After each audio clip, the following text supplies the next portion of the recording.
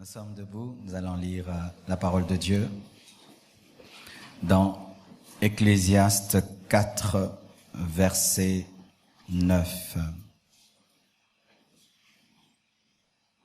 Ecclésiaste 4, verset 9 jusqu'au verset 12. Ecclésiaste 4, 9 à 12. Vous y êtes? 1, 2, 3. Allons-y. 2 valent mieux qu'un parce qu'ils retirent un bon salaire de leur travail. Car s'il tombe, l'un relève son compagnon, mais malheur à celui qui est seul et qui tombe sans avoir un second pour le relever. De même, si 2 couchent ensemble, ils auront chaud. Mais celui qui est seul, comment aura-t-il chaud? Et si quelqu'un est plus fort qu'un seul, les 2 peuvent lui résister, et la corde à 3 fils ne se rompt pas facilement. Que Dieu bénisse sa parole. Asseyez-vous, s'il vous plaît. Il est toujours important, lorsqu'on lit un passage, de connaître qui a écrit. Et celui qui a écrit Ecclésiaste n'est pas un homme ordinaire, c'est un homme extraordinaire qui a reçu de Dieu une grande sagesse de la vie. Et il fait l'éloge des connexions, l'éloge de l'amitié, parce que ce passage que je viens de lire parle de l'amitié. Et nous voyons clairement Salomon qui est contre les personnes seules, parce que dans leur travail, elles n'auront pas un grand salaire. Il est contre les personnes seules, car lorsqu'elles tombent, elles n'ont personne pour les relever. Il est contre les personnes seules, car dans les moments difficiles, les moments de froid, elles n'ont personne pour les fortifier, les réchauffer. Et quand elles sont combattues, elles n'ont personne pour combattre avec elles et pour les soutenir. Et leur résistance est moindre. Autant de versets qui se suivent, au moins 3 versets qui se suivent pour parler contre la solitude. Et de plus en plus, l'homme moderne est un homme solitaire. L'homme moderne aime vivre seul. Vous allez voir de plus en plus les films qui sont faits par Hollywood font la promotion de la solitude, d'un guerrier solitaire, un vaillant solitaire, un homme qui n'a besoin de personne. Mais lorsque nous lisons la Bible, ce n'est pas le cas. Le grand Jésus, lorsqu'il a formé ses disciples, les a envoyés 2 à 2 pour enseigner l'importance de la connexion. Amen. Et lorsque même l'arche a été construite, elle avait 4 parties, 4 coins, parce que Dieu prévoyait que l'arche ne soit pas déplacée par un seul lévite, mais par 4 lévites qui se mettent ensemble. Il en est de même avec ta destinée. Ta destinée, c'est comme l'arche de Dieu. C'est un coffre d'or. Ta destinée est tellement importante, mais tu ne peux la transporter seul. Dis ça à ton voisin, tu ne peux transporter ta destinée seul. Qui sont les amis de la destinée? Les amis de la destinée sont des hommes et des femmes préparés par Dieu, envoyés par Dieu pour être à tes côtés, afin de te permettre d'atteindre ta vraie destinée et de te protéger de la déviation. Ce sont elles les amis de ta destinée. Les amis de la destinée ne sont pas des anges, ce sont des humains avec des qualités et des défauts, mais que Dieu a établi dans ta vie, qu'il a préparé. C'est-à-dire que pendant que ces personnes sont en train de subir une formation, elles subissent cette formation pour toi. Amen. Et des fois, elles ne le savent pas. Elles passent par des moments difficiles, elles passent par des formations intellectuelles, spirituelles, de la vie. Mais pour toi, Dieu les forme. Pour toi, Dieu les taille. Et tu peux être ici, Dieu est en train de former quelqu'un aux États-Unis, former quelqu'un en Chine, et il ne sait pas qu'il est formé pour toi, mais Dieu le prépare seulement pour toi. Ce sont des personnes préparées pour toi, afin de te protéger de la déviation, afin de te garder sur le chemin de ta destinée. Alléluia. Afin de t'aider à atteindre ta destinée. Ce sont des personnes à qui Dieu a donné un pouvoir dans ta vie, un pouvoir de surveillance. Quelqu'un qui est l'ami de ta destinée a le droit de te surveiller. Il y a des gens qui n'aiment pas qu'on les surveille. Je fais de ma vie ce que je veux, mais tu es mon ami. Quelqu'un qui t'appelle son ami, mais qui ne veut pas que tu le surveilles, n'est pas ton ami. Amen. Quand tu es mon ami, j'ai le droit de te contrôler et de te surveiller. Mais si tu me présentes comme ton ami seulement pour que ça fasse bien, que ça te crédibilise, qu'on dise que tu es l'ami d'eux et d'eux, mais tu me donnes pas le pouvoir de te contrôler, de te surveiller, nous ne sommes pas des amis. Amen. Ce sont des personnes à qui Dieu donne le pouvoir dans notre vie de surveillance et de conseil. Quelqu'un qui est ton ami de destinée aura des conseils à te donner et tu dois lui donner le droit de te conseiller. Amen. Et si tu refuses ces conseils, il n'est plus l'ami de ta destinée. Ce sont des personnes à qui Dieu a donné le droit de nous corriger aussi, de nous corriger. Souvent dans l'amitié, nous aimons les conseils, mais pas les corrections, la discipline. Nous aimons souvent l'amitié lorsque c'est l'encouragement. Mais un ami de la destinée n'est pas là seulement pour t'encourager, il est là aussi pour te rectifier, te corriger. Amen. Il n'est pas là seulement que pour t'encourager. Les amis de la destinée, ce sont des personnes loyales. La loyauté, une chose qui est devenue rare dans ce monde. Aujourd'hui, la plupart des temps, les gens qui disent « nous sommes amis », tu causes avec lui, quand tu tournes le dos, il te critique, il va dans des endroits, il parle du mal de toi, il parle du mal. Mais un ami de la destinée ne parle jamais du mal de toi. Il ne parle jamais du mal de toi derrière ton dos. Il te dit tout en face et quand tu tournes le dos, il ne dit plus rien. Amen. Quelqu'un qui te dit rien en face, mais qui dit beaucoup de choses dans ton dos, n'est pas ton ami. Amen. Ce n'est pas ton ami. Et l'Esprit de Dieu me dit de dire quelque chose. À cause de la peur de la solitude, beaucoup de gens s'encombrent des personnes qui ne doivent pas être leurs amis. Et ainsi, garde des personnes qui les détruisent dans le dos parce que tu as peur de te retrouver seul. Mais tu es déjà seul. Pourquoi tu as peur de te retrouver seul alors que tu es seul? Si tu as 10 amis qui te critiquent, tu n'as pas d'amis, alors sois seul parce que tu es déjà seul. Comprenez-vous cela? Vaut mieux n'avoir personne que d'avoir des gens qui te critiquent. Amen. Qui te détruisent. Parce que quand tu es seul et tu n'as personne, si quelqu'un dit des mauvaises choses sur toi de loin, ça n'a pas beaucoup d'impact. Mais quelqu'un qui est près de toi et qui te détruit a beaucoup d'impact. C'est pourquoi vaut mieux être seul que d'être mal accompagné. Amen. Ce sont des personnes loyales. Et ces derniers temps, je veux beaucoup enseigner sur la loyauté. Et même dans nos agapés, des leaders, des serviteurs de l'Église, je veux beaucoup enseigner sur la loyauté. Car il est impossible qu'il y ait amitié sans loyauté. Amen.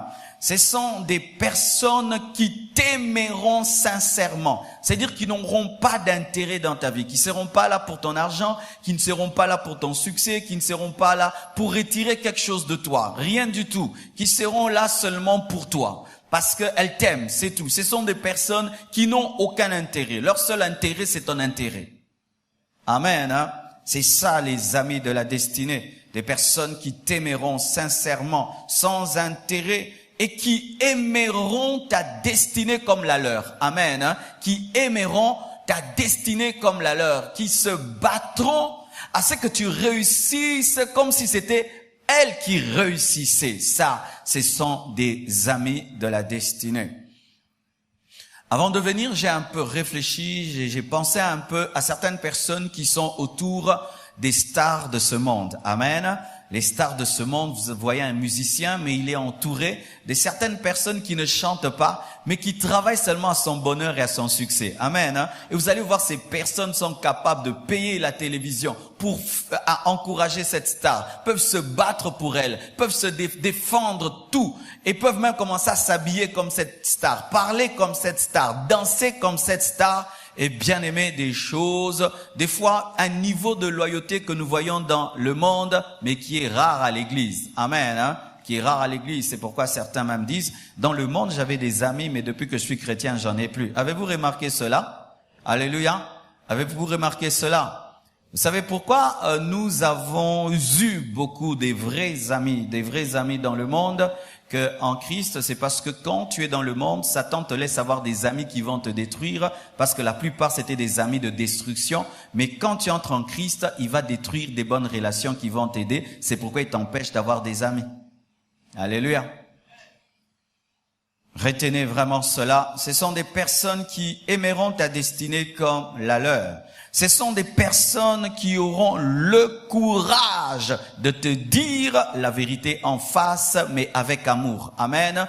Car un ami de la destinée te dit la vérité en face, mais le dit avec amour. Un ami de la destinée ne te dit pas la vérité en face avec méchanceté. Amen. Là, c'est quelqu'un qui est venu te détruire, parce que la vérité ne sert à rien lorsque elle n'est pas accompagnée de l'amour. Un ami de la destinée te dit la vérité en face avec amour, avec douceur, avec sagesse, sans craindre ton élévation et ton succès. Amen.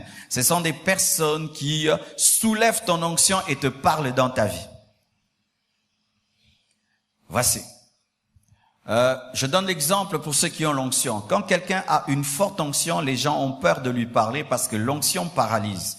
Alors, les gens que Dieu appelle à être les amis de ta destinée te parleront au-delà de ton onction. C'est-à-dire que malgré ton onction, elles vont parler à ta vie, car il y a d'un côté le oint et d'un autre côté l'homme.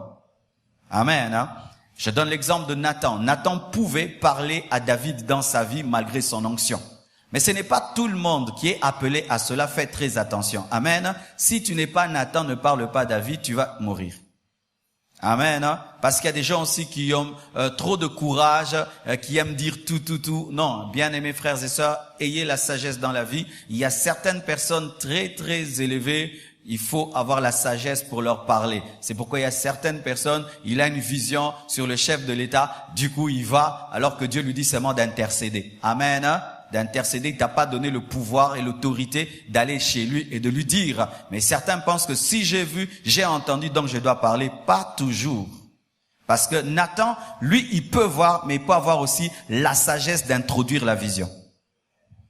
Amen. De sorte d'éveiller la sensibilité et la conscience de David pour que lui-même se juge. Ainsi, il va lui dire, cet homme dont tu parles, c'est toi-même. Comprenez-vous ce que je dis? Amen. Hein? Voici, mes frères et sœurs, les amis de ta destinée seront des fois des personnes apparemment faibles. Parce que souvent, lorsque nous nous attendons à des amis de la destinée, des personnes qui vont nous aider dans notre destinée, nous nous attendons à voir des personnes fortes. Il n'en est pas toujours le cas. Dans la destinée de Balaam, il y a l'ânesse qui l'a aidé à ne pas mourir. Amen. Hein? L'ânesse de Balaam a pu aider Balaam à ne pas mourir avant le temps. Des fois, ces personnes seront fortes, mais des fois, ces personnes auront une apparence de faiblesse. Ce sera un Jésus-Christ qui marche sur l'eau, qui ressemble à un fantôme, alors que c'est le créateur de l'eau. Amen. Hein? Des fois, ces personnes auront l'apparence d'être faibles. Elles auront des fois une apparence méprisable. Celui qui a baptisé Jésus-Christ dans le Jourdain s'habillait de peau d'animal. Amen. C'était Jean-Baptiste. Il n'avait pas une grande apparence, mais c'est lui qui devait l'introduire dans sa destinée. les personnes que Dieu a préparées pour t'aider dans la destinée n'auront pas toujours l'apparence que tu veux. C'est pourquoi tu dois avoir la révélation pour les voir malgré leur apparence. Amen. Pourquoi Israël jusqu'aujourd'hui est dans l'incrédulité? Parce que Jésus-Christ est venu comme le fils du charpentier.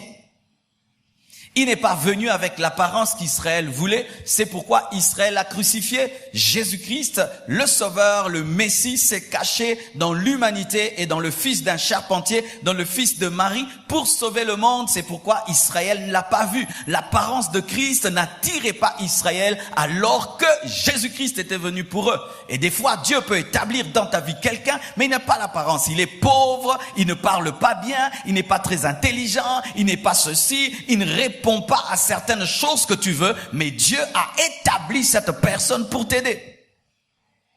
Alléluia.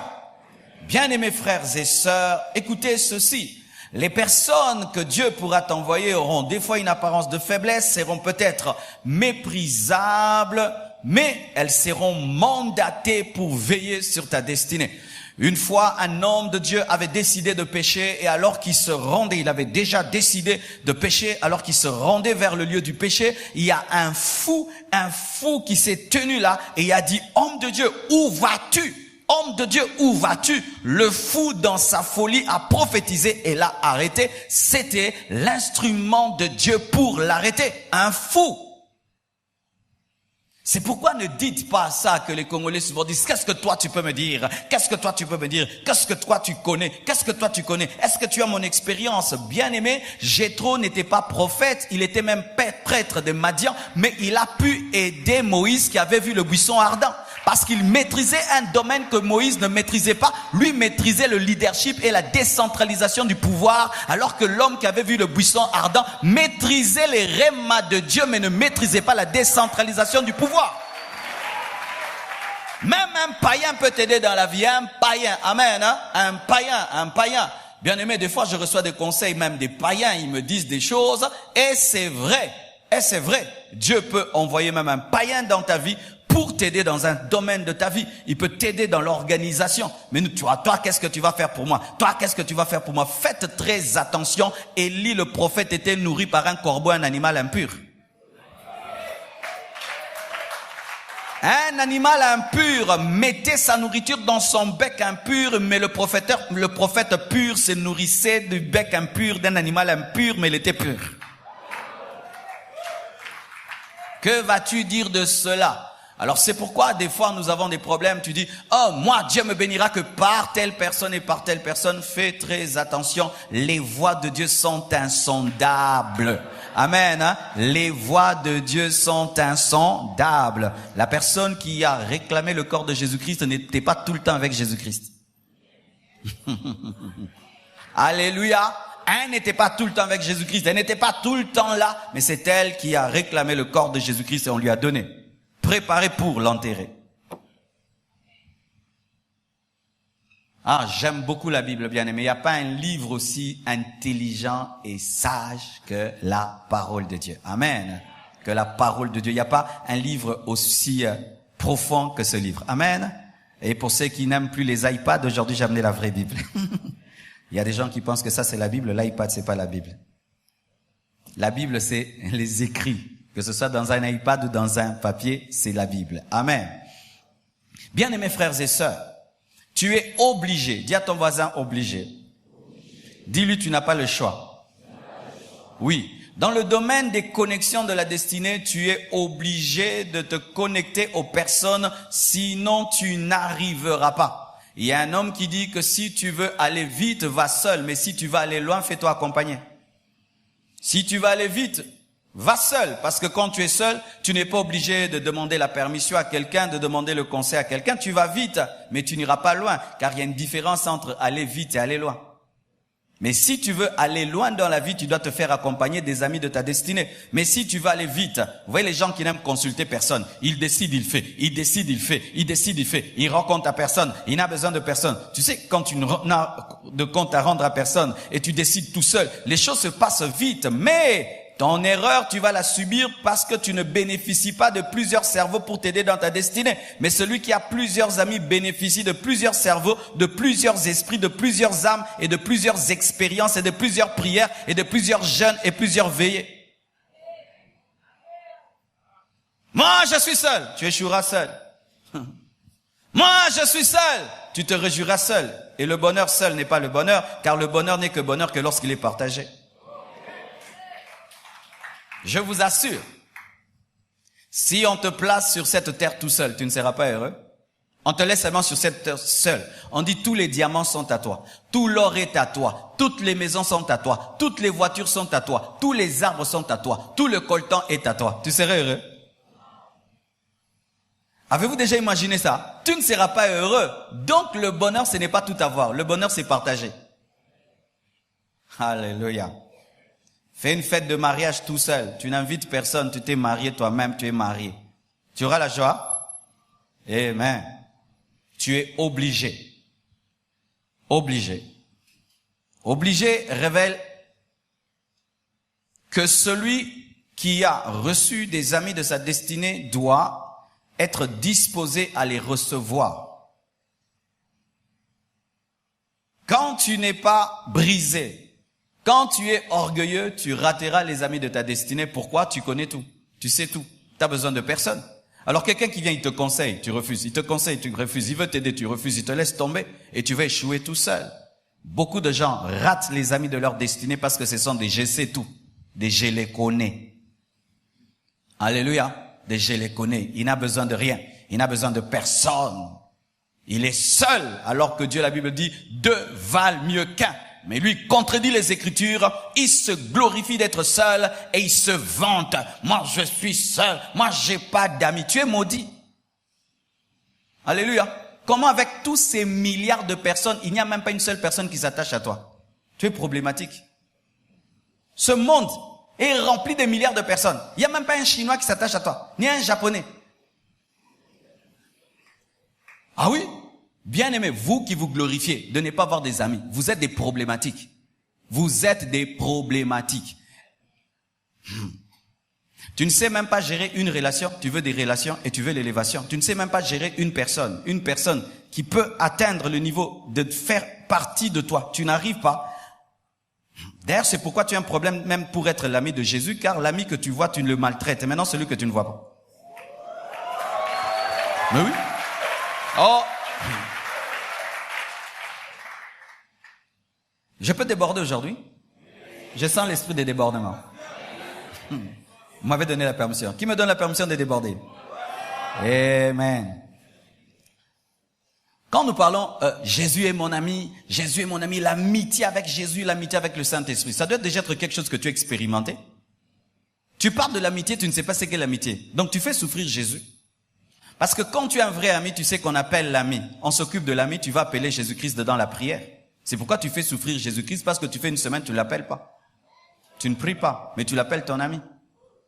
Il te dit des choses que tu ne fais jamais parce que toi, tu peux appeler quelqu'un ton ami, mais tu ne fais jamais ce qu'il te dit. C'est pourquoi même dans ta relation avec Jésus-Christ, tu ne fais jamais ce qu'il te dit parce que en soi, tu ne sais pas ce qu'est un ami. Oui. Les expériences que nous avons socialement, les expériences que nous avons avec les humains déterminent aussi notre expérience avec Dieu. C'est pourquoi vous allez remarquer que lorsqu'un Européen, par exemple, se convertit, il a facilement la foi qu'un Africain. Comment? L'Africain, nous avons des parents, tu demandes, il dit, je n'ai pas, débrouille-toi. Amen? Mais l'Européen, son père est obligé de prendre soin de lui. Il est obligé d'avoir un compte en banque pour son enfant. Son enfant est encore petit, il a déjà un compte en banque. Il doit l'amener à l'école, il doit l'amener à l'hôpital. Et s'il ne le fait pas, on l'arrête. Alors, ils sont obligés d'être responsables. Et s'il a 2 enfants, il doit en prendre soin. Mais nous, on peut avoir 10 enfants, tu oublies même les noms des enfants, tu oublies ce qu'ils sont devenus. Ainsi, quand tu te convertis en tant qu'Africain, quand tu pries, tu attends que Dieu dise non comme ton père te disait non. C'est pourquoi il te faut le renouvellement de l'intelligence, car ta culture ne t'a pas prédisposé à l'exaucement.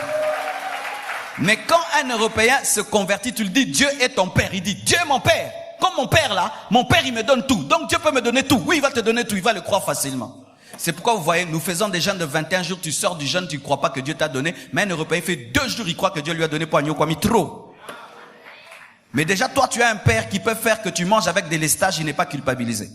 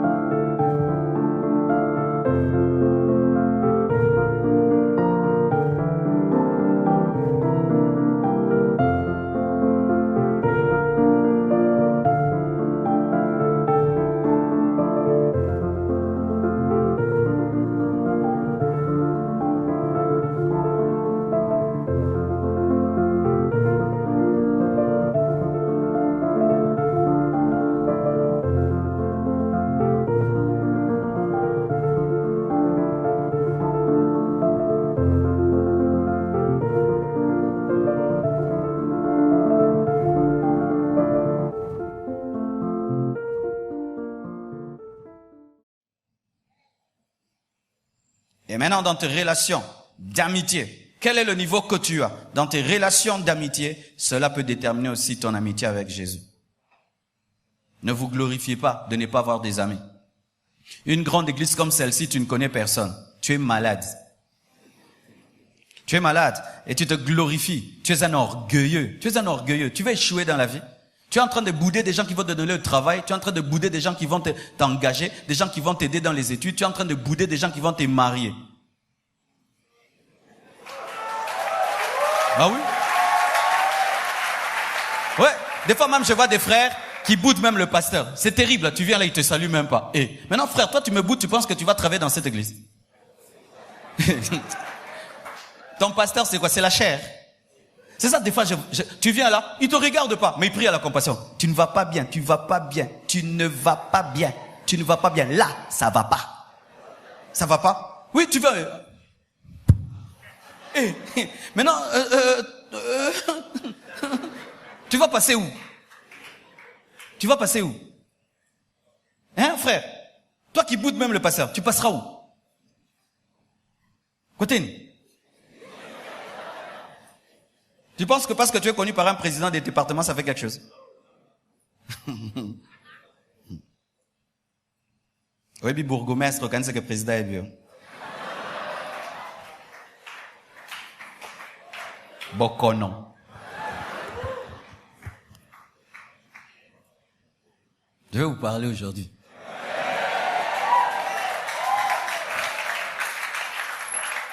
Terrible. Tu es à l'université, tu t'en fous du professeur. Tu vas pas bien. Tu étudies quelque part et tu n'as pas d'amis à l'université. Tu n'as pas d'amis. Tu n'as pas d'amis dans le quartier. Tu n'as pas d'amis même dans la famille. Tu n'as pas d'amis au boulot, à l'université, à l'église, nulle part. Et tu dis que Dieu te bénisse. Bien-aimé, qu'est-ce que tu as qui n'est pas venu d'un homme? Ça, un homme. Ça, un homme. Ça, un homme. Ça, un homme. Tout ici, c'est les hommes. Ça, un homme, ça, un homme, ça, un homme, ça, un homme, ça, un homme, ça, un homme, ça, un homme, ça, un homme, ça, un homme. Dieu passe par des hommes, mais toi, tu t'en fous des hommes. C'est pourquoi vous remarquez que les personnes très relationnelles ont une vie qui dépasse leur potentiel parce qu'elles se servent du potentiel des autres. Frères, sœurs, Dieu donne à quelqu'un un talent. Il est un footballeur, mais il n'a pas la comptabilité. Il devient l'ami d'un comptable et il devient riche, qui l'aide à gérer l'argent qu'il a par le football. Mais toi, tu joues au football, maintenant tu t'en fous des comptables. C'est pourquoi tu fais des contrats bidons. On te roule, et puis tu meurs un jour. On dit que tout ce que tu as fait, tu avais signé un contrat, que tout sera pour telle personne, ton entraîneur. Et dis non, je ne savais pas. Non, c'est pas parce que tu sais jouer au football que tu sais lire. Et puis beta le makasi, mais bi otanga ta. Za moninga mutebi otanga. Ni kitisa atangela kayo.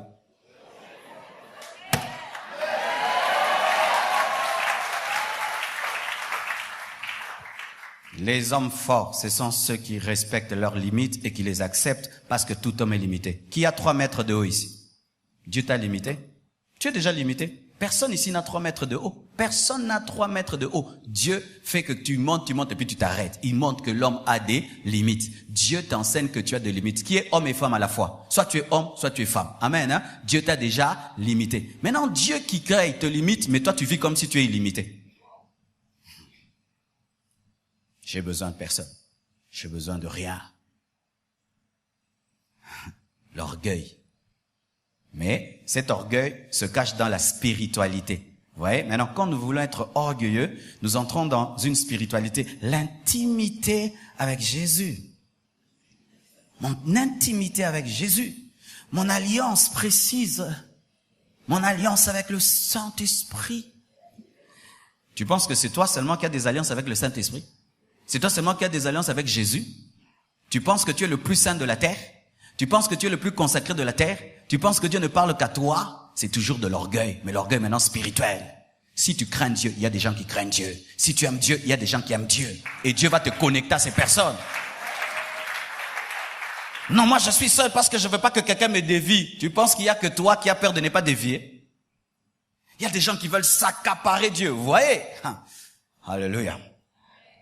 Élie, qu'est-ce qu'il dit à Dieu? Je suis resté le seul prophète. Dieu lui dit non, tu n'es pas le seul. Il y a 7000 qui n'ont pas fléchi les genoux devant Baal. Qu'est-ce qu'il veut dire? Arrête l'orgueil spirituel, Élie. Toi, tu es sur les affiches. Eux, ils sont dans les cachettes. Mais je les connais. Alléluia. Faites très attention. Quand vous pensez que vous êtes les seuls à craindre Dieu, les seuls à aimer Dieu, pourquoi tu causes pas avec les gens? Ils vont m'essuyer le lendo. Le lendo salaud, mais le lendo a bien. Le lendo maramanza.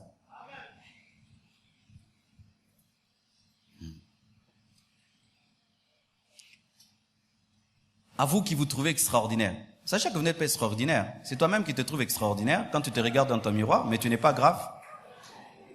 Ah oui, tu n'es pas grave. Je ne veux pas ici quelqu'un là, son visage brille comme le soleil. Hein. Personne. Vous avez remarqué, il y a quelqu'un ici, son visage brille comme le soleil. Hein. Vous avez vérifié ici, il y a quelqu'un qui a des ailes. Vous avez vérifié, ton voisin là, il a les mains en diamant. Il y en a? Alors pourquoi tu te trouves grave comme ça? Pourquoi tu te trouves grave? Quoi? Parce que tu as laissé une voiture dehors? Elle coûte combien? $100,000. Pourquoi tu te trouves grave? Tu entres à l'église, tu as besoin de rien. Tu as déjà ta chaise. Tu n'as même pas besoin des protocolaires. Du coup, tu t'assieds sur ta chaise. Quand on dit amen, tu t'en vas. Mais si tu as un deuil, il faut qu'on vienne. Si tu te maries, biso batunayo, biloko nayo, ezanga kombo, tu es là-haut, na matanga, tu es là-yo. Oui.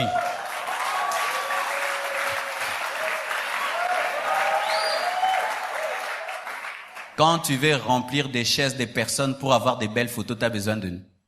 Nous, on n'est pas quoi? On est quoi? Nous sommes des choses pour toi. Tu connais nos noms? Tu connais le nom de quelqu'un dans cette église? Tu es un orgueilleux. Toi qui connais le nom de personne dans cette église, tu es un orgueilleux. À moins que tu es venu aujourd'hui ou il y a 2 semaines.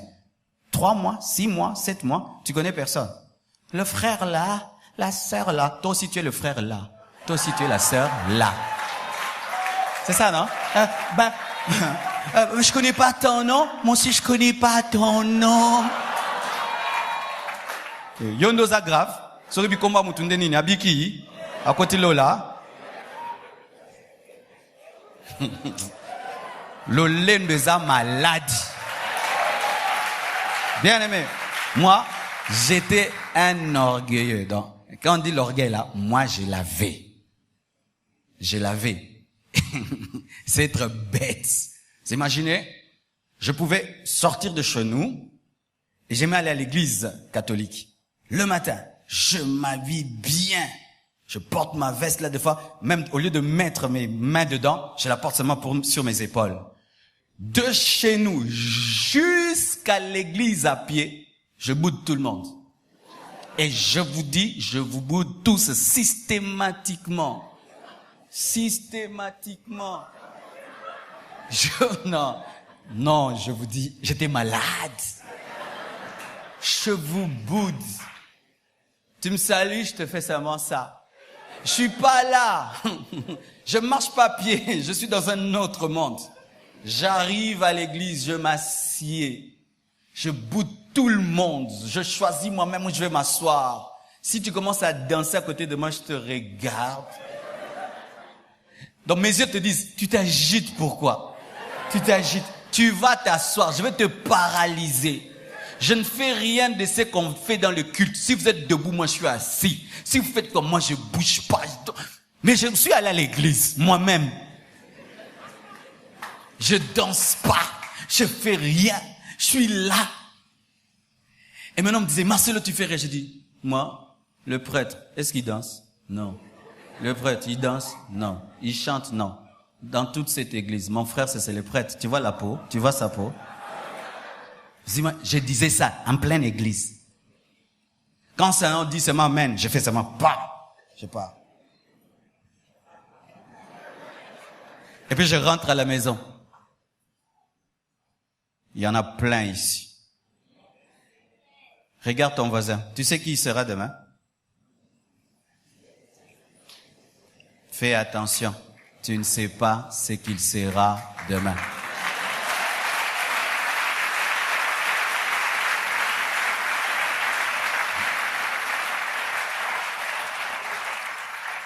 Il y a un adage africain qui a dit quoi? Mosapi moko et sokolara.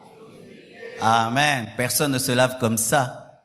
Tu as besoin de toutes tes mains. Mais des fois, ce petit doigt, il sert pas à beaucoup de choses. C'est seulement pour laver les oreilles. Mais quand on a besoin de laver tout son corps, on a besoin de toute sa main. Même ces parties du corps qui sont faibles, on les utilise. Ce n'est pas, mon frère, ma sœur, parce que Dieu t'a parlé seul que tu vivras ta destinée seul. Tu dois être accompagné. Amen. Dieu te révèle seul, mais lorsqu'il faut accomplir la destinée, il mettra toujours des gens à côté de toi. Amen. La plupart des grands hommes de Dieu ont échoué dans leur appel parce qu'ils n'avaient pas accepté de se connecter aux personnes apparemment inférieures que Dieu les avait envoyées. Il y a un homme de Dieu, Gordon Lindsay. Il était envoyé vers un homme de Dieu. Cet homme de Dieu, Dieu l'utilisait dans les miracles, dans les prodiges. C'était un homme qui était un puissant évangéliste. Après, il a dévié. Il a commencé à enseigner, alors que Dieu ne l'avait pas appelé à enseigner. Et Dieu envoie Gordon Lindsay pour lui dire, arrête d'enseigner. Tu enseignes des hérésies. Mais comme lui, c'était un homme de miracles, de prodiges, c'était un aîné. Il avait commencé le ministère depuis longtemps. Il dit, qu'est-ce que cette petite enseignant peut m'enseigner à moi, qui prophétise et qui fait des miracles? Il s'est opposé à Gordon Lindsay et cet homme, Dieu a fini par le tuer. Frères et sœurs, si tu n'écoutes pas l'ami de ta destinée, tu vas écourter ta vie. Tu vas écourter ton succès et tu auras de la lenteur dans ta destinée, car dans ta destinée, Dieu ne te voit pas seul, il te voit avec quelqu'un. Amen. Le grand Jésus avait besoin d'être introduit par Jean-Baptiste. Quelle humilité. Amen. Hein? S'il y a quelqu'un qui n'avait besoin de personne, c'est Jésus. Amen. Mais pour naître dans ce monde, il a besoin que des prophètes puissent annoncer sa venue. Il a besoin qu'Ésaïe puisse annoncer sa venue. Il a besoin de la matrice de Marie. Il a même besoin de la protection de Joseph. Il a besoin d'être baptisé par Jean-Baptiste. Il a besoin que Jean-Baptiste témoigne sur lui. Voici l'agneau de Dieu. S'il y a quelqu'un qui n'avait pas besoin d'un autre, c'est Jésus. Il pouvait commencer son ministère. Il tombe sur la terre comme commando. Vous connaissez commando? Il est tombé moukolo. Bing. Bing. Mais Jésus accepte de naître, d'entrer dans le ventre d'une femme. Est-ce que tu es plus que Jésus? Lorsqu'il devait commencer son ministère, il a besoin de 12 apôtres. Et il jeûne, il prie plutôt toute la nuit avant de les choisir. Jésus a eu besoin de Pierre. Il a eu besoin de Pierre malgré ses défauts. Il a eu besoin de Jean malgré sa timidité. Il a eu besoin de Matthieu malgré qu'il était un collecteur d'impôts. Et toi, il a même eu besoin de Judas. Frères et sœurs, il a eu même besoin de Joseph d'Arimathée pour être enterré. Jésus-Christ n'est pas descendu de la croix tout seul. Il avait besoin de quelqu'un pour le faire descendre. Jésus-Christ ne s'est pas mis lui-même dans le tombeau pour ressusciter. Il a eu besoin de quelqu'un pour le mettre dans le tombeau. Et pour ressusciter, le Saint-Esprit l'a ressuscité. Quand il devait apporter le message au monde entier, il a confié à des apôtres qui l'ont prêché dans le monde entier. Et ce soir, il a encore besoin de moi pour te parler. Mais toi, tu te dis chrétien. Tu te dis disciple de Jésus, mais voici ta devise, je n'ai besoin de personne. Moi, je ne demande jamais l'aide de quelqu'un. Moi, je ne demande jamais l'aide de quelqu'un. Jésus demandait des barques. Jésus demandait des barques. Il demandait même des chambres hautes pour célébrer la Sainte Seine. Mais toi, tu te glorifies. Moi, je ne demande rien à personne. Moi, je demande l'aide de personne. Ce n'est pas Jésus que tu suis, c'est le diable, l'orgueil. L'orgueil. L'orgueil. Il y a des gens qui meurent de faim. Il y a la nourriture devant eux. Il va pas demander. Il va pas demander. Il y a la nourriture là. Il peut pas demander. Il faudrait que vous ayez une parole de connaissance qu'il a faim pour lui donner. Mais il est fâché dans son cœur. Pourquoi vous ne l'avez pas donné?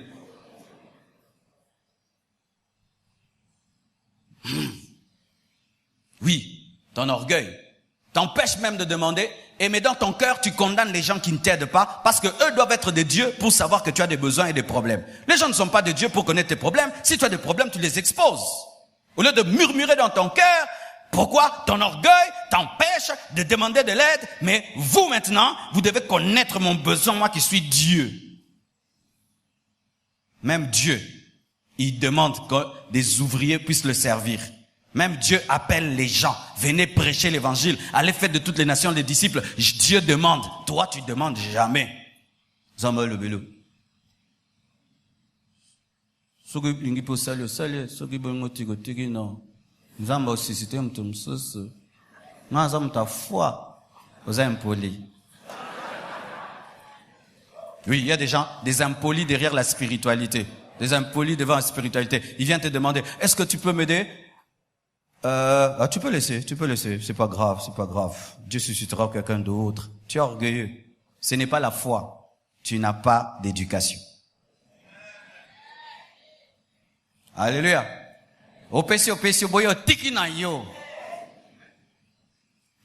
La foi, c'est pas la foi, c'est un mauvais caractère qui chasse les gens autour de toi. Car dans la vie, bien aimée, il faut savoir demander.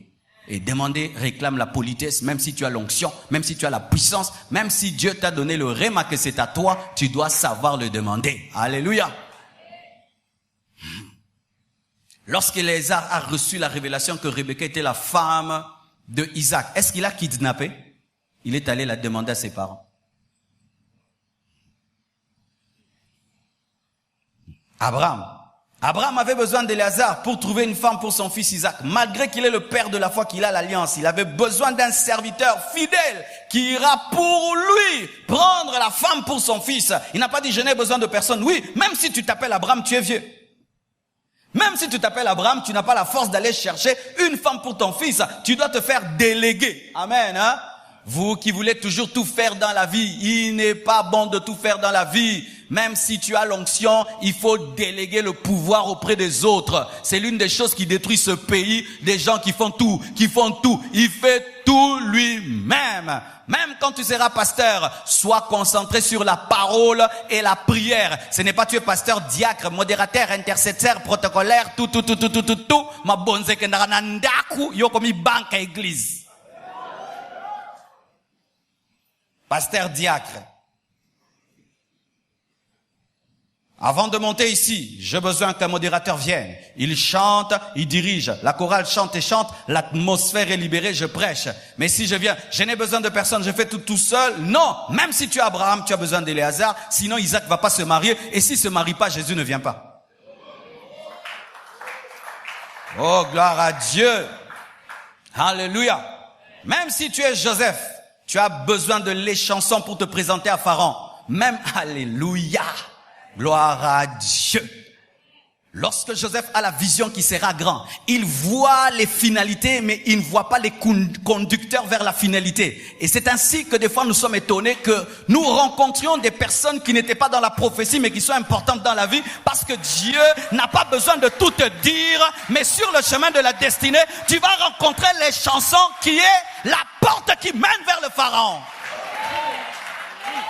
Le Pharaon, on le rencontre pas par la porte, mais on le rencontre par une porte humaine. Les chansons te connaissent et ils connaissent le roi, mais toi tu ne connais pas le roi. Alors tu dois bien collaborer avec les personnes intermédiaires. Alors dis personnes intermédiaires. Les personnes intermédiaires, ce sont les gens qui connaissent ta bénédiction et te connaissent, mais toi tu ne connais pas la bénédiction. Personnes intermédiaires.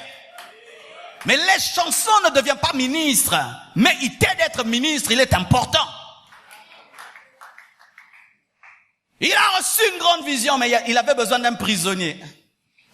Oh my God. C'est un prisonnier qu'il a sorti de là. Un prisonnier. Wow.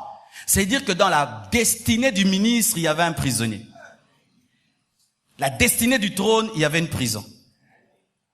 Et donc, Joseph en soi est allé en prison pour rencontrer les chansons. Béni soit la femme de Potiphar.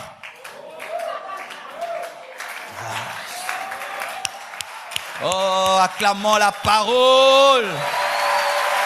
Alléluia. Acclame la parole.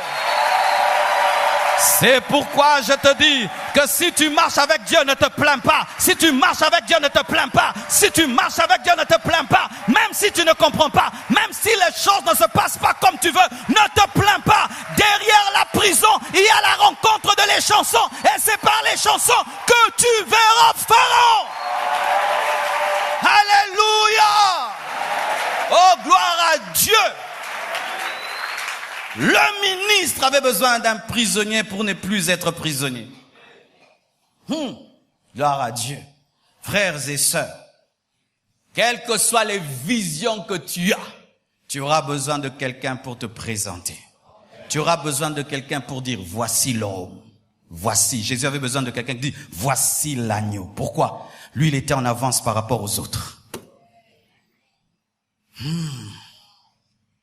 Mais j'aimerais dire au Jean-Baptiste, fais attention Jean-Baptiste, parce que dans ta foule, il y a Jésus. Jean-Baptiste, fais très attention, dans ta foule, il y a Jésus. C'est-à-dire quoi? Pendant que tu es en train de vivre ta destinée, il y a quelqu'un qui est plus grand que toi, qui est en train de se préparer à vivre la sienne. Et tu seras incapable même de délier les courroies de ses chaussures. Pendant que je prêche ici, je forme des gens plus grands que moi. C'est pourquoi je fais attention. Oh, je fais attention. Je fais attention. J'engendrerai des grands apôtres, des grands prophètes, des ministres, des présidents, des docteurs, des grands médecins, des millionnaires, des hommes saints, des hommes puissants qui feront ce que je n'ai jamais fait. C'est pourquoi je fais attention. Dans la foule de Jean-Baptiste, il y a Jésus. Alléluia. Voici encore. Moïse avait besoin de son beau-frère Jéthro pour apprendre la décentralisation du pouvoir. Il avait besoin de Josué pour que sa vision arrive à son terme. Moïse, un prophète, mais il a besoin d'un guerrier. Moïse, le prophète, mais il a besoin de Josué. Et souvent, nous sommes très durs avec les Josué, car Josué n'a pas besoin d'être Moïse parce qu'il opère lorsqu'il y a déjà les 10 commandements. Et lui n'a pas besoin de diviser en deux la mer Rouge parce que lui, il est déjà au-delà de la mer Rouge. Et lui n'a pas besoin de faire ce que Moïse a fait parce qu'il hérite de Moïse. Mais souvent nous sommes durs avec les Josué, nous voulons qu'ils soient Moïse, alors qu'eux n'ont pas la mission de Moïse. Ils n'ont pas la mission de sortir Israël de l'Égypte, mais de l'amener en Canaan. Ils doivent être des guerriers parce que c'est le guerrier qui va conquérir. Mais Moïse devait être le prophète pour diriger. David avait besoin de Jonathan. Avez-vous déjà lu l'histoire de Jonathan et David? En notre temps, si tu lis l'histoire de Jonathan et David, tu pourrais croire que ce sont des homosexuels. Lisez l'amour qu'il y avait entre David et Jonathan. Il dit, mon amour pour toi est plus que l'amour qu'on a pour les femmes. C'est-à-dire que David aimait Jonathan plus qu'il aimait sa femme. Ce n'est pas l'homosexualité, mais c'est un haut niveau d'amour. Que Dieu te donne des personnes qui t'aimeront extrêmement. De sorte que Jonathan trahissait son père pour le bien de son ami. Et il préférait que son ami qui allait remplacer son père soit vivant. Malgré que la royauté de David allait être en sa défaveur, il aimait tellement David qu'il pouvait accepter de souffrir. C'est lui qui a permis à David de connaître les projets de mort qui étaient sur lui, Jonathan. Et quand Jonathan est mort, il faut voir comment David l'a pleuré. Aujourd'hui, c'est devenu grave. Nous ne pleurons plus les amis. Les deuils du Congo m'étonnent. De plus en plus, je dois trouver une doctrine sur les deuils. 1. Voici ce que moi je vous conseille. Arrêtons avec les gerbes de fleurs. Amen. Arrêtons avec les gerbes de fleurs, ça sert à rien. 1. La famille n'en a pas besoin. 2. Ça abîme la terre parce que le plastique qu'on en fait là abîme la terre. Et si on met beaucoup de gerbes de fleurs à côté du mort, il va pas vite pourrir. Trop de plastique. Et c'est une dépense inutile. Supposez souvent aujourd'hui dans les deuils, il y a même 50 gerbes de fleurs. Une gerbe de fleurs coûte $20. Faites $20 fois 50, ça fait combien? $1000. Prenez $1000, donnez à la famille éprouvée. Ils pourront remplacer l'argent qu'ils ont perdu. Aussi, ils doivent à la fois vous recevoir dans les deuils et vous donner le café, vous donner le Fanta et le Coca. Ça, c'est bizarre encore. Et ils doivent encore louer des bus pour vous amener pleurer leur mort. Ça, c'est quelle mentalité de pauvreté? C'est de la pauvreté, mes frères. Je crois vraiment, je vais prier que Dieu me donne la sagesse pour changer cette culture congolaise qui est très mauvaise. Je crois, bien aimé, que lorsqu'on va dans un deuil, on ne va pas recevoir, mais on va donner. Et je crois que dans notre culture, est-ce que nous, les Congolais, on a la culture des fleurs? Est-ce que nous nous offrons les fleurs, nous? Frère, aussi on peut s'en la fleur. Hein, Marco? Maintenant, tu vas amener la fleur. Quand l'autre a besoin d'argent, maintenant, tu amènes la fleur que tu n'as jamais amenée. Même quand tu aimes une femme, tu donnes des fleurs. Maintenant, des gens ont des problèmes. Ils ont perdu un mort, tu amènes des fleurs. Et vous en amenez plein, en plus en plastique. Et vous les achetez où? À la porte du deuil. C'est pas même que vous amenez ça depuis la maison. Non, à la porte. À la porte, ka, ka, wanaka. Oche. Puis au même moment, quand c'est ça, kilos. Des compétitions des gerbes des fleurs. Et j'ai remarqué quoi? Dans les deuils, les gens ne pleurent plus. J'étais dans un deuil dernièrement, c'était grave. On lève le corps.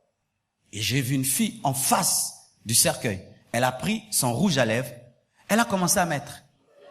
J'ai dit non, c'est sûr que lorsque le corps va passer, elle va arrêter. Non, elle continue. Elle n'était pas là. Elle était venue se faire voir dans le deuil. On ne pleure plus les amis. Vous savez pourquoi on ne pleure plus les amis? Parce qu'on les a jamais aimés. Les deuils ne sont plus des deuils parce qu'il n'y a pas eu d'amour avant le deuil. Ce n'est pas parce que tu es spirituel que tu vas pas pleurer. Même Jésus-Christ a pleuré quelqu'un qu'il allait ressusciter.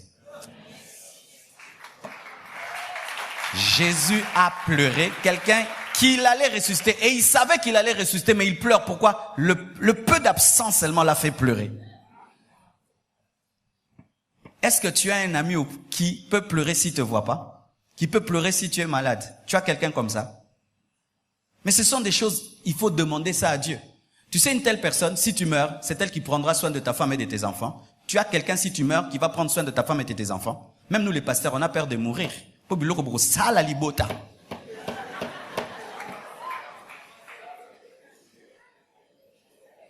je suis venu parler. On m'avait donné le droit de déborder. Si Dieu me prend, que ferez-vous de ma femme? Si Dieu me prend, que ferez-vous de mes enfants? Tout ça, on n'en parle pas dans les églises. Mais vous êtes étonnés que certains pasteurs changent l'église en héritage familial. Pourquoi? Parce qu'ils ont vu la méchanceté des fidèles pendant leur vie.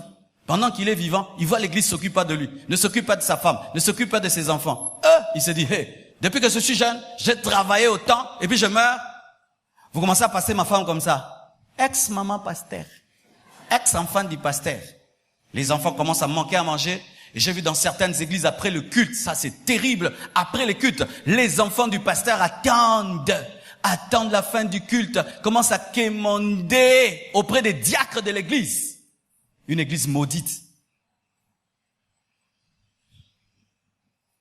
Avez-vous des gens, si vous mourrez, qui seront votre relève?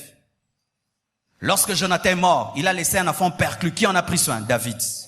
Alors qu'il était interdit aux perclus d'entrer à Jérusalem, il l'a fait entrer par le droit royal. Il a été une préfiguration de Christ dans l'Ancien Testament, étant le symbole de la rédemption et de la restauration. Il est devenu grand. Il a dit, où est le fils de Jonathan? Il dit, non, c'est un infirme. Amenez-moi l'infirme, il va manger à la table du roi. Est-ce que tu as un tel ami? L'ami qui est ton ami sans aimer ta femme et tes enfants n'est pas ton ami.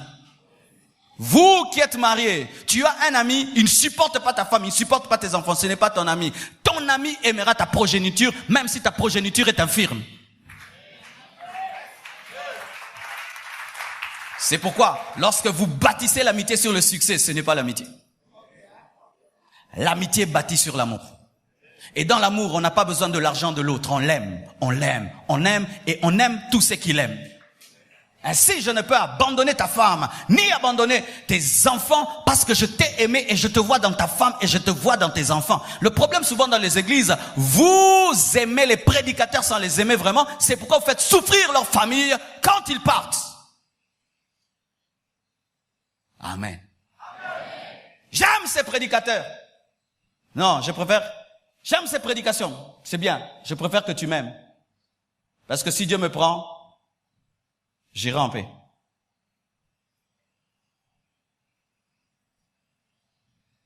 Même Jésus-Christ en mourant avait besoin de quelqu'un qui prendra soin de sa mère. Jésus. Il a dit, fils, voici ta mère. Il avait besoin de quelqu'un qui prendra soin de sa mère. Et on dit souvent que Joseph était mort. Parce qu'après, on parle plus de lui. Donc il se peut que Marie était devenue veuve. Mais il a laissé sa mère aux apôtres. Et vous allez voir que dans la Pentecôte, sa maman était où? Dans la chambre haute. Ils n'ont jamais rejeté sa mère. Et ça qui église la famille bolong quoi? Et ça qui église la famille de bolong quoi? Ah, puis tout ça va te moulir mou. Église c'est en Zambé. Oui, les églises en Zambé, yo pose appeler mon thème à ma bé.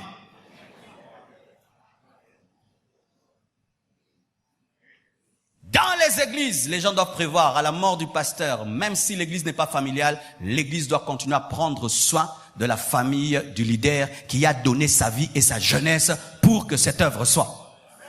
Parce que vous arrivez, vous trouvez une grande église, vous commencez à vous comporter, beaucoup de takango bongo. Dans les banais, 3 personnes, vous allez qui? Mais il y a une femme qui a laissé son mari aller, revenir, aller, revenir, aller, revenir. Des enfants qui ne voyaient jamais leur père, qui ne voyaient jamais leur père, qui ne voyaient jamais leur père. Pendant que je vous prêche, mes enfants ont besoin de moi. Pendant que je vous prêche, mes enfants ont besoin de moi. Ils sont revenus de l'école à 16h. Je les laisse, je vais vous prêcher. Je rentre, je vais faire des réunions jusqu'à 23h. Je vais les trouver endormis et je ne les vois que les matins. Mes enfants, pour vous. Oui, vous savez pas ça? Oui. Mes enfants, je les vois le matin. Pendant que je suis ici, ils doivent dormir. Demain, ils vont à l'école jusqu'à 15h. À 15h, je prêche à 16h. Bonjour papa, ça va? Je viens. 23h, réunion. N'est-ce pas que tu m'attends à la fin du culte? Jusqu'à quelle heure? 22h, 21h. Des enfants, est-ce qu'ils dorment à quelle heure? Et demain, à quelle heure? Préparer une prédication, ça prend combien de temps?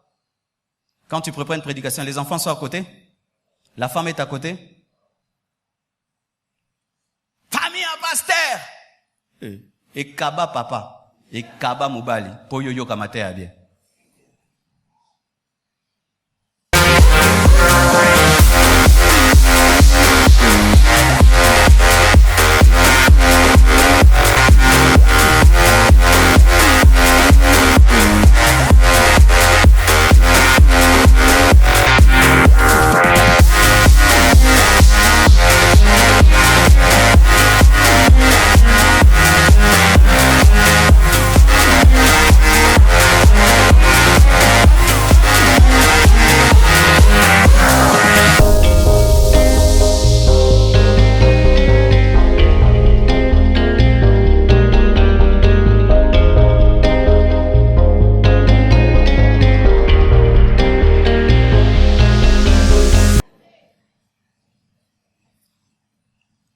Voyez encore, Moïse avait besoin d'Aaron pour parler à sa place parce qu'il bégayait. Amen.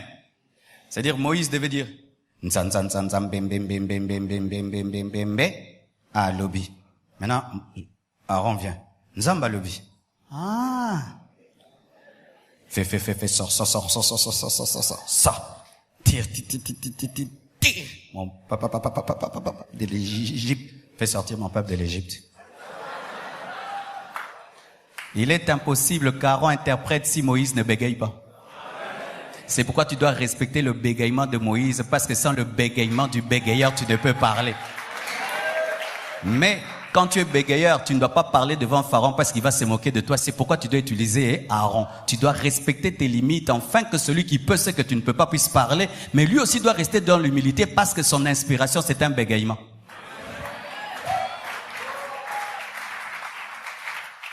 Je suis un prédicateur, je bégaye en comptabilité, je te donne la comptabilité. Ne te moque pas de moi parce qu'il fallait qu'il y ait une vision spirituelle pour que tu comptes. Et moi, je dois te respecter parce que tu maîtrises ce que je ne maîtrise pas. Si tu respectes le bégaiement de Moïse, tu seras Aaron. Mais si tu ne respectes pas son bégaiement, tu ne sers à rien, car tu ne peux interpréter si lui n'a pas bégayé. Mais tu dois accepter que tu es bègue, afin qu'on puisse t'aider. Chacun de nous bégaye dans un domaine. Amen. Parce que tu ne connais pas tout. Il y a un domaine dans lequel tu ne bégayes pas. Tu peux dire à ton ami, aide-moi. Aide-moi en mathématiques. Aide-moi dans ceci. Aide-moi dans cela. Je connais même des gens. Ils veulent se marier. Il ne sait pas aborder une femme. Il va chez un ami. Comment tu as fait pour te marier? On dit ça à une femme. On dit ça. Il y a un ami, par exemple, qui s'est marié avec mes paroles. Je lui ai donné mes paroles. Il s'est marié. Même le jour du mariage, il disait à sa femme les choses que je lui avais dit. Et je te dis, ah, papa, tina le loka ko biloko nanga.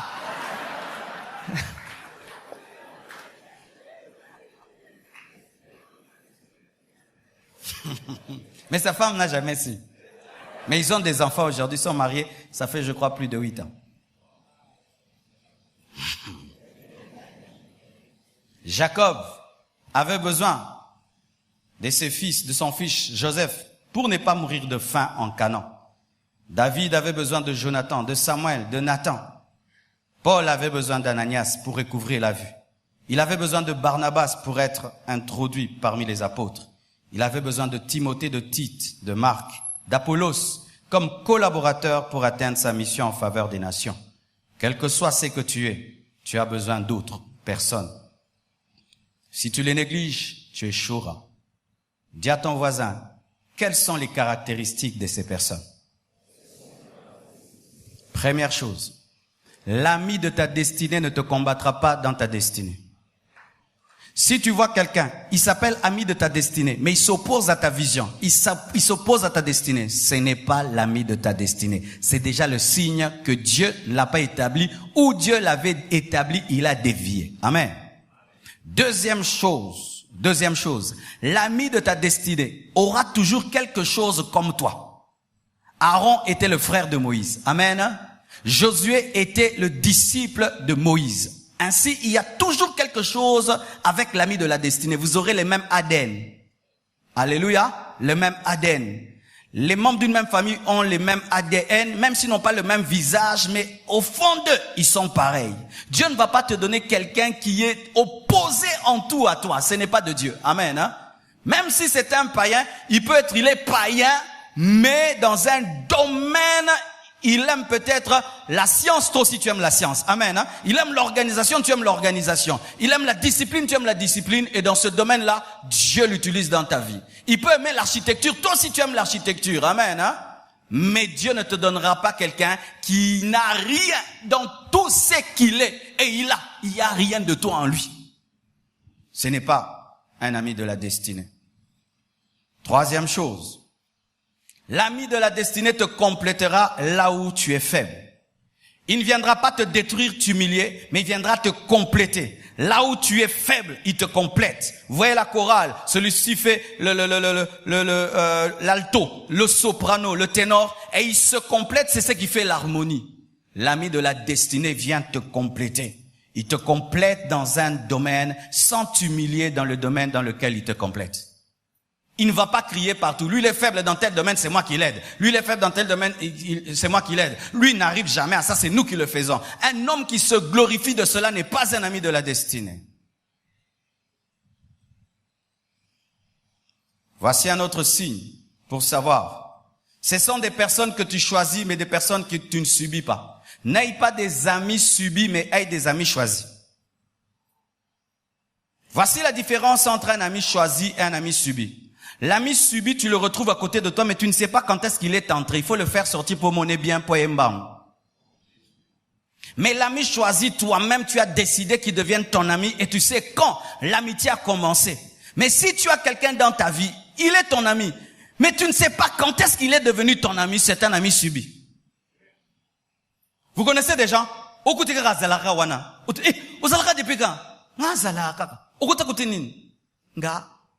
Nazala kaka. Nana kwetso. Yo. Nde nini? Obosana. Évitez les amis subis et des amis choisis. Amen, hein? Des amis choisis. Quand tu choisis quelqu'un, tu sais ce qu'il est. Mais quand tu subis quelqu'un, lui sait ce qu'il fait. C'est pourquoi faites attention aux personnes qui viennent brusquement dans vos vies. Ils sautent les étapes. Ils ne respectent pas les étapes de votre protocole de vie. Du coup, ces personnes veulent se retrouver dans le petit carré de votre vie alors qu'elles ne sont pas passées aux étapes de l'observation. Vous connaissez des gens comme ça? Tu le connais aujourd'hui. Du coup, il va entrer dans ta chambre. Tu le connais déjà aujourd'hui. Il va prendre une photo en te tenant aux épaules. Vous connaissez des gens comme ça? C'est pourquoi si je suis étonné, frère. Tu demandes qu'on prenne une photo aussi mangabou. Nazamasano. Mais c'est terrible, hein? Parce qu'on peut prendre une photo. Oh! Un ami, on le tient comme ça. Tu me tiens comme ça. Ou bien à l'épaule. Ou bien tu te colles à moi. Coco Tambala Monko. C'est mon ami. Depuis quand? Depuis hier. Non, il n'y a pas des amis depuis hier.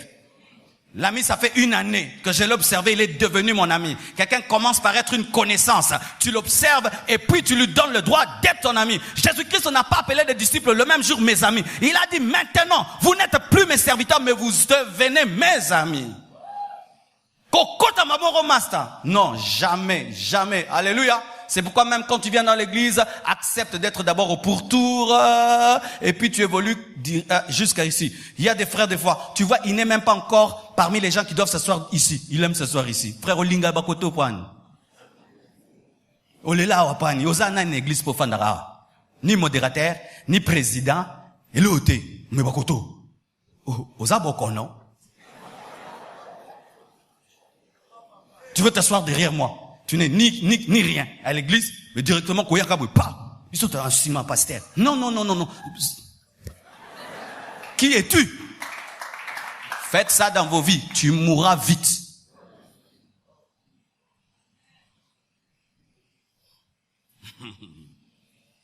Les amis subis sont dangereux parce qu'ils viennent avec un projet que toi tu ne connais pas. En 1 mois, tu lui as dit toute ta vie.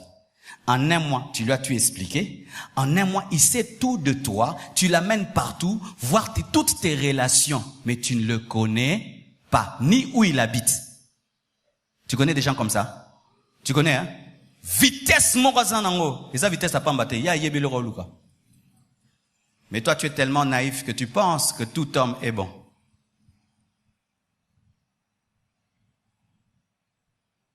Dites Amen. C'est pourquoi, à l'étranger, on n'amène pas tout le monde à la maison.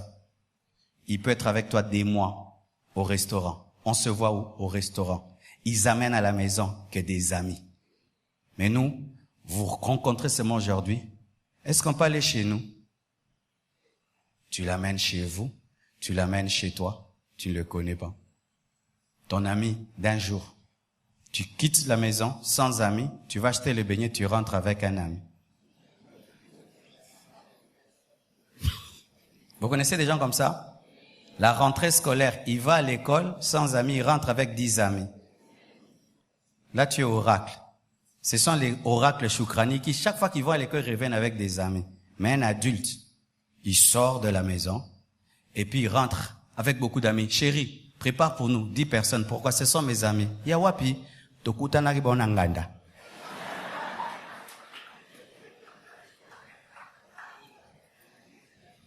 Dis non.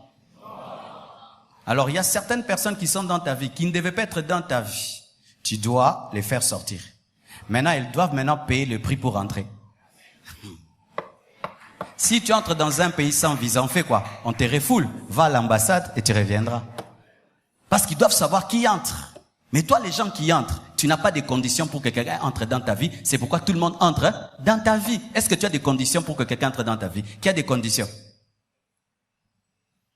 Si tes conditions sont faibles, tu auras n'importe qui dans ta vie. Tu dois avoir des standards très élevés. Amen, hein? Très élevés. Très élevés. Moi, l'un de mes principes, pour que tu sois mon ami et tu es marié, tu dois aimer ta femme. Si tu n'aimes pas ta femme, tu peux pas être mon ami. Pourquoi? Au coup de tête.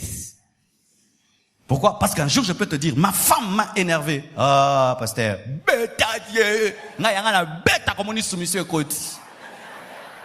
Mais si tu aimes ta femme, ma femme est énervée. Non, pardonne-la. Les femmes sont comme ça. Des fois, tu sais, les charges qu'elles ont. Ah, c'est vrai, tu as raison. Les missingamte. Donne-moi un amen. C'est pourquoi si tu étais mon ami, tu n'aimes pas ta femme, on n'est plus amis, tu vas m'intoxiquer. Parce qu'en matière d'amis, il y a des mises à jour. Il y a des poubelles parce qu'il y a des bonnes choses qui peuvent être jetées. Dans une poubelle, on jette quoi? Les bouteilles de parfum. Mais le parfum sent bon, mais quand il ne sert plus à rien, on jette la belle bouteille parce qu'elle n'a plus le parfum. Un ami peut être un bon ami aujourd'hui, mais demain, ça devient une bouteille sans parfum. Tu mets dans la poubelle. Mais ton problème, ndengo tingamaka, ndengo ngwanzamaka, ndenge, namulangeza suna parfum te ochangoka nakata salle de bain, vestige. Tu connais ça? Ces belles bouteilles de parfum qui n'ont rien. Mochangoka wanaka. Ezaki Yves Saint Laurent, eloko ezate boaka. Te, ezaki Yves Saint Laurent. Te, batu moko basombaka ngo libanda, teka.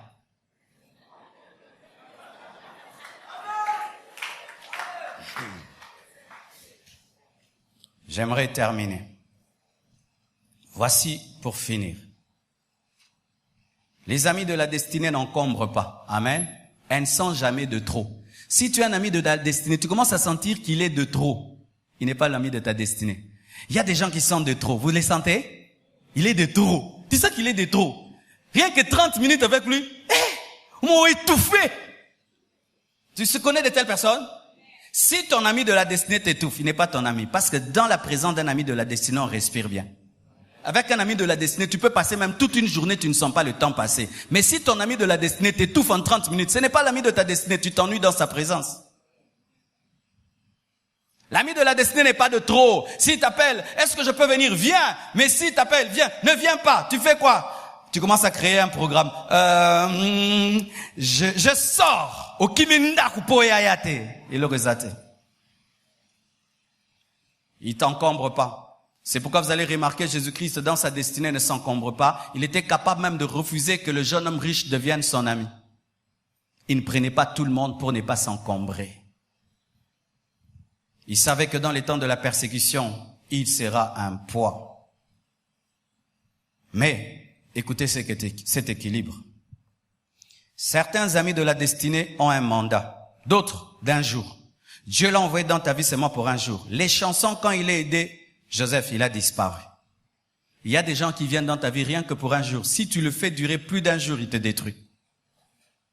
Il y a des gens, Dieu l'envoie seulement pour te conseiller et puis il s'en va. Mais si tu veux le garder dans ta vie, ça ne tiendra pas. Notre problème, c'est que nous voulons tout le temps garder des choses par lesquelles Dieu est passé, alors que des fois, ce sont des choses momentanées.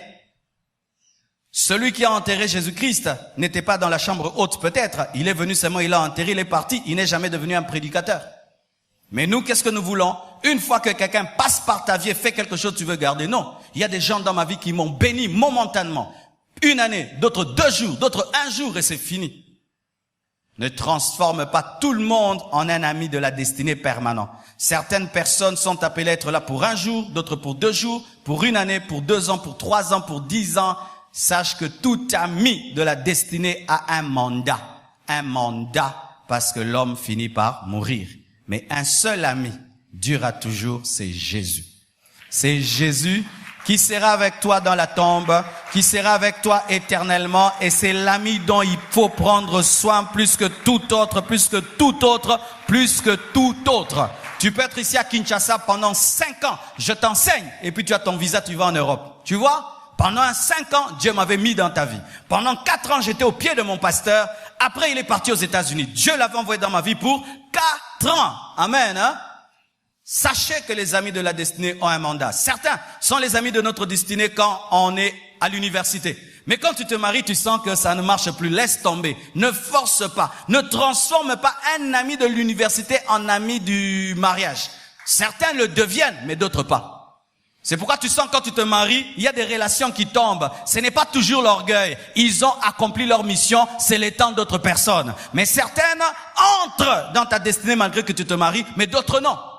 C'est pourquoi même vous devez vous mettre à jour par rapport à l'élévation de vos amis. Tu as un ami qui était tout le temps disposé. Dieu l'élève, tu l'appelles, il n'est pas là.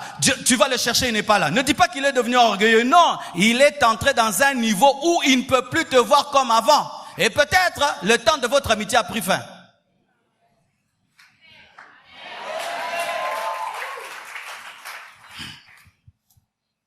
Tu deviens mon ami, je suis pilote. Tout le temps, je suis dans les avions.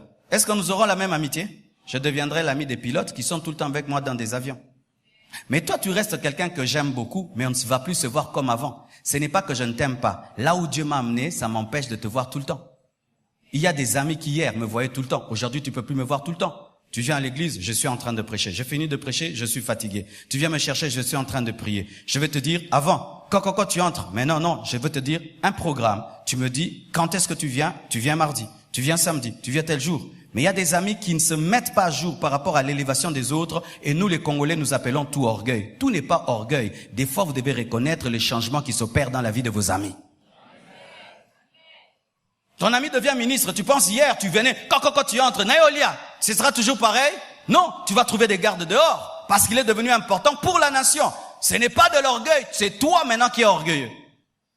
L'orgueil, ce n'est pas toujours quelqu'un qui devient grand. Des fois, c'est celui qui reste bas, qui refuse d'accepter l'élévation de l'autre. Ça aussi, c'est de l'orgueil. Pour yosoze mukonzi, on est abongo.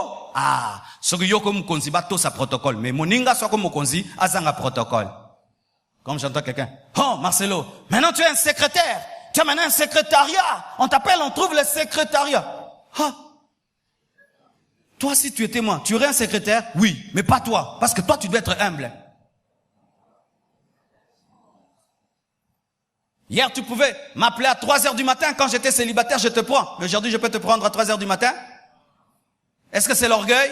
C'est toi qui n'as pas compris que l'autre a changé. Bien-aimés, mettez-vous à jour par rapport à la destinée des autres. Et si vos amis n'arrivent pas à se mettre à jour par rapport à ce que vous êtes devenus, imposez ça. Amen, hein? Imposez ça. Oui, il faut savoir imposer ta nouvelle vie aux gens, sinon ces personnes vont te ramener en arrière parce qu'il y a des gens qui n'aiment pas le changement. Avant, ils venaient chez toi à la maison, ils trouvent des chaussures, ils les portent. Ils voient ton pantalon, ils portent. Tu deviens un grand homme, il prend tes chaussures aussi, il les porte. Si tu dis, non, tu es orgueilleux. Avant, il pouvait venir chez toi à la maison, il ouvre le frigo, il mange comme il veut, tu te maries, il l'ouvre aussi, il mange. Est-ce qu'il va faire? Non, c'est devenu la cuisine de ma femme. Avant, il pouvait venir chez toi, il a sommeil et puis il dort. Maintenant, un ami peut venir, il dort chez moi, comme il veut, je vais te payer l'hôtel. Mais avant, tu viens, tu dors, même au salon, dors. Mais aujourd'hui, non. C'est l'orgueil? Non, c'est un changement. Maintenant, si tu refuses de te mettre à jour, tu sors.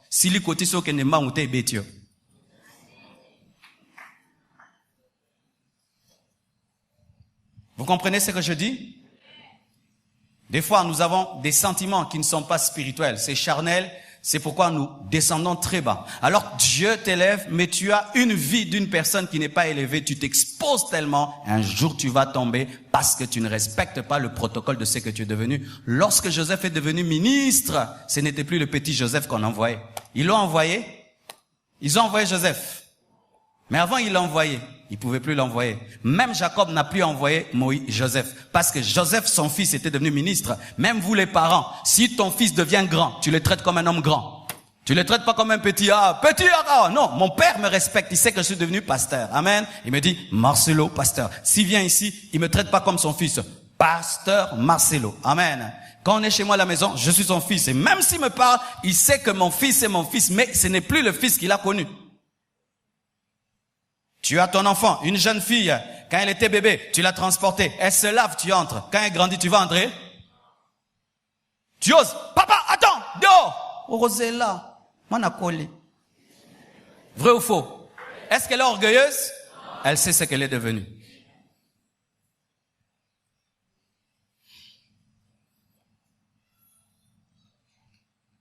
Je crois que Dieu t'a béni et je prie qu'il te donne des vrais amis. Que Dieu vous bénisse abondamment.